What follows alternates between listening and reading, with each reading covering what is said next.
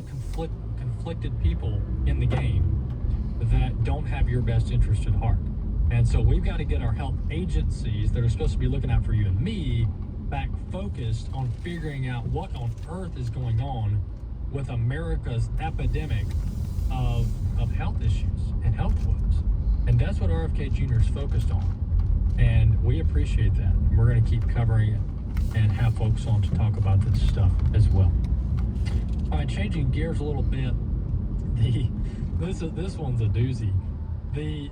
Never did I think, I knew the Democrats were in pretty bad shape. Never did I think that a Democrat lawmaker in the U.S. Senate would be lobbying for an MS-13 gang member to be brought back to the U.S. This is the illegal immigrant that was illegally residing in Maryland, and he was deported by the Trump administration. He had multiple immigration court rulings against him, and the Democrats are going to bat for this MS-13 member. I mean, this is absolutely mind-boggling. The U.S. Senator from Maryland, of which nobody's heard of until this week, and maybe this is why he's trying to make a stunt, Senator Chris Van Hollen, he's going to bat for MS-13, folks. He is flying to El Salvador to bring back home the MS-13 gang member. Let's listen. I'm here at the airport. I'm about to board my flight for San Salvador. The goal of this mission is to let the Trump administration, to let the government of El Salvador know that we are going to keep fighting to bring Abrego Garcia home until he returns to his family. I hope to meet with representatives of the government. I hope to have the chance to actually see Gilmar and see what his condition is. But we are going to keep fighting because this is a miscarriage of justice. The Supreme Court has ruled 9-0, that he was illegally taken out of the country and put in a prison in El Salvador. And this is about due process. This is about rule of law. What bullies do is they begin by picking on the most vulnerable. But if we get rid of the rule of law and due process in the United States, it's a short road from there to tyranny. Yeah, if we get rid of due process, it's a short road. Well, we want to talk about due process? Yes. Oh, okay. Let's talk about due process. Thank you for bringing up this constitutional topic. And I wish we had Rick on. But what about the due process of the parents that showed up at school board meetings under Biden's watch, and we had the FBI and the DOJ creating a database? What about the due process of Americans who are also Catholic, and they were going to church, they were going to Mass, and the FBI and the DOJ was surveilling their churches, and they were creating a database of who the most loyal Catholics were? What about that? What about that due process? What about American citizens that have been added to the no-fly list without their knowledge, and they only find out when they show up to the airport and they can't fly? What about that due process? What about the American citizens that are being deplatformed and debanked because their ideology doesn't match up with the corporation running the show, or with somebody in Washington, D.C., and they had their complete life destroyed over false allegations and false characterizations? So I'm glad we're talking about due process, but the problem here is Democrats only care about due process if it's them or if it's an illegal immigrant.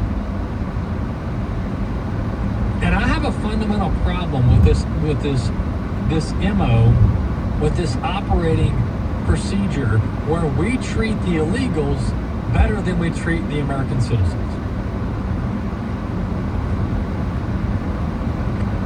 And their priorities are completely out of order. This was an illegal immigrant, an actual citizen of El Salvador, so he's actually been repatriated back to his home country. That is the only place where he has valid citizenship, because that's where he was born. He doesn't have citizenship in America. He was ordered to be arrested, detained, and deported by an immigration court. And we've got a U.S. citizen, as American citizens are dying on our streets from fentanyl overdoses because we can't control our own borders and the cartels are running the show, and law enforcement's in over their head because they're having to babysit, they're having to go after the gangs, they're having to do it all. Oh, and they got to be careful because, you know, if something goes south and they're going to get sued, they're going to get charged criminally, the Democrats are going to make a spectacle of it, CNN's going to show up, they're going to dox their house. So the officers, they got to be careful. They got to walk on eggshells here. Because who wants to have the whole George Floyd thing happen again, right? They'll burn down the city. But we have time as a U.S. Senator on our tax dollars to fly to El Salvador and try to repatriate someone who isn't an American citizen back to our homeland. For what? Right, and just for the record, SCOTUS voted 9-0 in favor of Trump. Facilitate, correct, in as much as possible. And we all know it's not possible. No. And the court ruling came down when the flight was over international water. That's right. And the last time I checked, a U.S. District Court judge has absolutely zero jurisdiction over international waters. And anybody who argues otherwise is a complete, I'm not going to say an unnice word in case we've got kids listening, but this is, folks, this is elementary stuff. This is elementary stuff. And the fact that we've got courts and we've got U.S. senators going to bat for political reasons, I just say have at it. I don't think it's right. But if these folks want to destroy their name, destroy their reputation, and destroy their party over MS-13 members, oh, okay, go for it. Because that's why you got shellacked at the last election. Because you guys are a bunch of bozos who only care about your own interest and the interest of the criminals and those who want to take down our country. And that pretty much sums up Biden. I mean, this is why Biden came before the microphone and he lied to you and me. And he said, quote, basically, quote, I don't have any control over the border. I'm going to have to get Congress involved here. I've done all that I can do, he said. We're going to have to get Congress involved. No, it turns out you didn't need Congress involved. You needed the White House involved. But this is absolutely baffling, folks. Absolutely baffling. So a U.S. Senator from Maryland is going down to the southern, not the southern border. They won't go there. He's going down to El Salvador to try to retrieve an MS-13 non-citizen. Bobby, could you have made this up? No, he's going to San Salvador, which is the capital. So, yeah, well, we'll see. We'll see. Yeah. This might be going to El Paso and saying I went to the border, so we'll Yes. see. But thankfully, we have a friendly administration in El Salvador. Yeah, exactly. Who just visited the White House this week.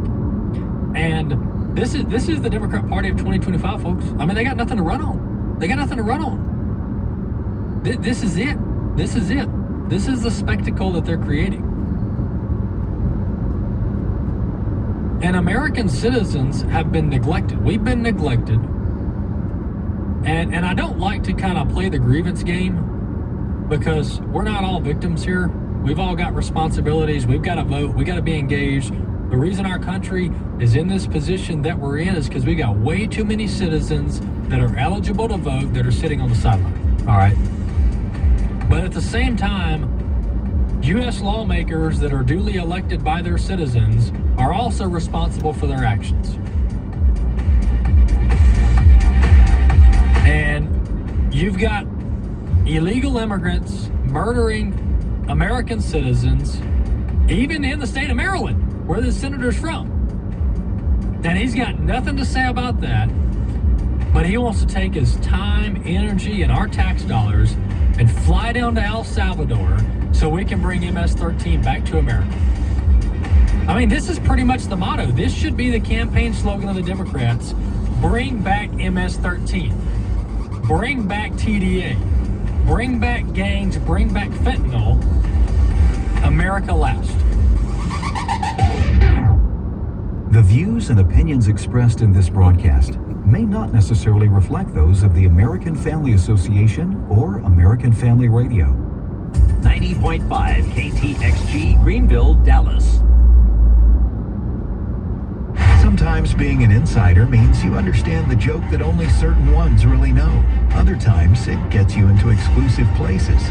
As an AFA insider, you'll get information about issues and policies that can dramatically impact our families and our Christian rights. And you won't have to travel to D.C. or even dress up to get it. Find out more and sign up at afa.net/activism. This is American Family Radio, a listener-supported ministry of the American Family Association.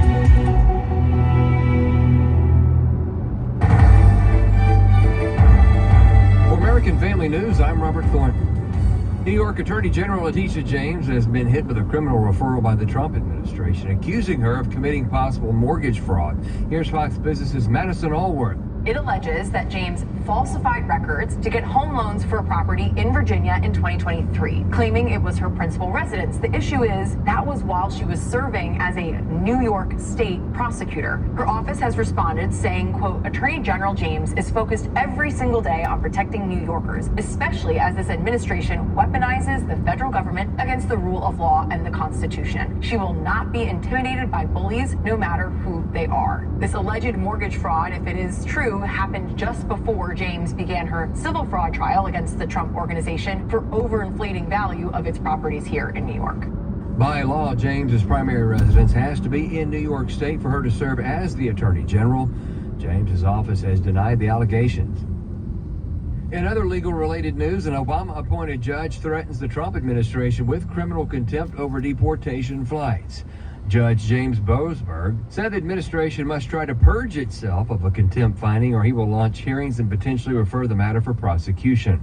The move by Boasberg marks an escalation in a battle between the judicial and executive branches of government over a president's powers to carry out key White House priorities.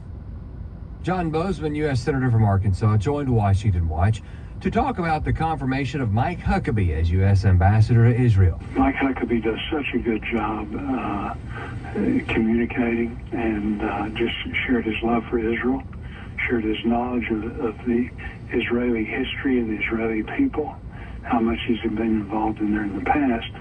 And I think he is an outstanding choice and will do a great job for the United States of America, representing our interest in that part of the world. Program host Tony Perkins noted that Bozeman helped shepherd Huckabee's nomination through the process.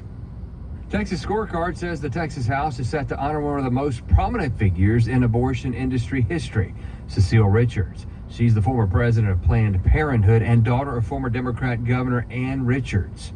She died in January and will be posthumously recognized. A House resolution by Democrat State Representative praises Richards for her leadership of Planned Parenthood. Texas Right to Life President John Segal told the outlet that Richards turned Planned Parenthood into the political powerhouse it is now, but ran the organization while it murdered 3 million Americans.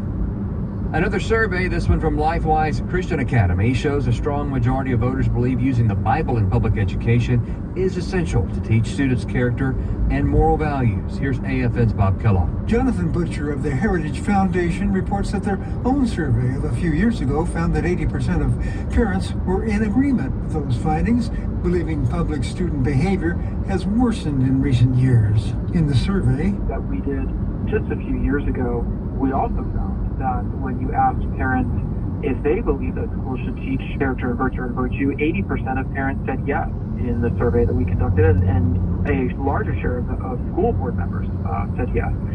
However, he says it is still going to be essential that parents include faith in the home and that they are aware of what public schools are doing to undermine what they are trying to teach in the home.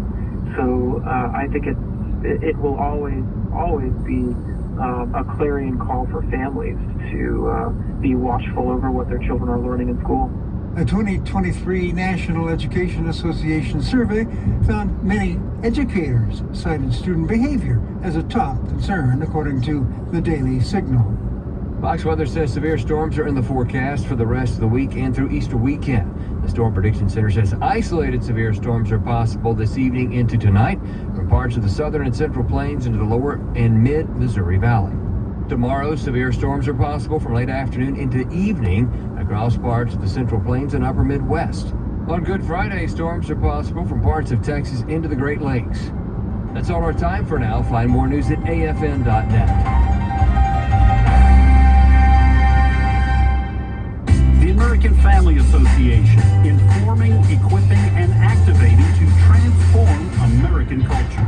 After the resurrection, when Jesus was given all authority in heaven and on earth, he commissions his disciples to make disciples of all nations, baptizing them in the name of the Father and of the Son and of the Holy Spirit, and teaching them to obey everything Jesus commanded them. We at the American Family Association seek to aid the church in our Great Commission. Hello, and welcome to the Dr. Nurse Mama Show, prescribing hope for healthy families here on American Family Radio. Here's your host, Professor, Pediatric Nurse Practitioner, and Mom of 4, Dr. Jessica Peck. Well, hey there, friends, and welcome to my favorite part of the afternoon, getting to spend time with you, prescribing hope for healthy families. Can you believe that we are in April? Again, I have said this before, but it seemed like January was about 1,100 days long, and then the rest of this year has just gone by so quickly, but we've been waiting forever for Easter. Easter is this weekend. I hope that you are going to church somewhere for Easter Sunday, and our pastor shared with us on Sunday that the majority of Americans polled said that they would go to church with someone. They would accept that invitation to go to church on Easter Sunday if they were simply asked. So here is your reminder to ask someone to go to church with you. You still have a few days. You have enough time for notice to add somebody to your Easter brunch or whatever you're going to do, but I hope that you will invite somebody to go to church with you. And because we're having Good Friday on Friday, I won't be here on Friday. We'll have some great shows for you, but we're going to have Ask Dr. Nurse Mama Friday on a Thursday this week. So tomorrow I'll be talking about the healthy habit of the week, which is modeling your faith. And I'll answer some questions that I've been getting about Easter, what you should do, Easter basket, Easter bunny, yes or no. I'll have the answer for that. And I'm also going to talk about the new teen accounts on Instagram, the social media parental controls that are there. I've been getting a lot of questions about that. So I'll be answering questions about that. If you've been missing out on the 52 Habits for Healthy Families, never fear. We have you covered. You can go to any podcast streaming platform that you listen to. You can go to afr.net. You can download AFR's app, and you can look for the Dr. Nurse Mama Coaching Minutes. That's just 1 minute catch-ups. We talked about some spiritual disciplines at the first 4 weeks of the year. Then we moved into some rhythms for your family. Then we've been talking about communication skills, and it has been deeply convicting. I've heard from a lot of you, especially that show we talked about apologizing. Oof, that is a hard thing to do. I'm learning right along there with you. But today we have a really special treat. I feel like we have a very special VIP guest. We have none other than, I feel like we need a drum roll here, Richard. We have Ed Vitaliano on our show today, and many of you I know Ed, love Ed, listen to Ed on today's issues, but he is here today. So if you hear his voice, which is pretty distinctive, don't think, is it 2 o'clock? Am I missing? Is it my time off? Nope, it's 2 o'clock and he's here. So Ed, thank you so much for joining us today. I'm really delighted to have you here. I am excited to be here. In fact, I am so excited. Your listeners don't know this, but I think 2 weeks ago, after I got the invite to be on your show, I didn't pay attention to the date, and I was down here in the studio ready to go, and Richard, your producer, looked at me like, uh-oh, we've got some kind of mix-up. So I've been looking forward to this for 2 or 3 weeks. You know, I wasn't going to rat you out, Ed. For the record, I did not rat you out. And it was really hard to tell you, I'm so sorry we already have somebody booked. You're so special. You're so important. I would love to bump that. Yes, but, you know, I've been called Special Ed all my life. So thank you for that. Wait, oh, you're welcome. Oh, my goodness. Okay, well, now I feel like, how do I dig myself out of that? Well, one of the things we were talking about, Ed, is your background as I was looking about where you grew up, and now I found out that your family is half Greek, half Italian. I thought it was Italian because of Italiano. Yeah. And grew up in New Hampshire. That my husband did the same thing. Grew up in a Catholic Italian family in New Hampshire. How did you end up ministering in Mississippi? Tell me this story. This is a story I need to know. Yeah, this is it's. I'm going to give you the end part of the answer first. Okay. In other words, how I got to Mississippi, because it's kind of a long journey from New England to New Mexico. I'll give you that second. But after I became a Christian, I felt called into the ministry, and my family. Well, I guess I'll give you a little bit of this. My dad moved the whole family to New Mexico. He was an engineer and was a project manager at White Sands Missile Base in New Mexico, working on the Patriot missile system and the MX missile system, building components for that. And my sister and I'm the oldest. My sister's about a year younger. We were in New Mexico, and my sister became a born-again Christian. My parents were living in Las Cruces, New Mexico. My sister was going to college up in Albuquerque at the University of New Mexico. She became a born-again Christian, and we had never heard of that. As you mentioned, we grew up in New England. I was born in the Boston area, lived for a while in the Boston area as a child, but did most of my growing up across the state line in Nashua, New Hampshire. And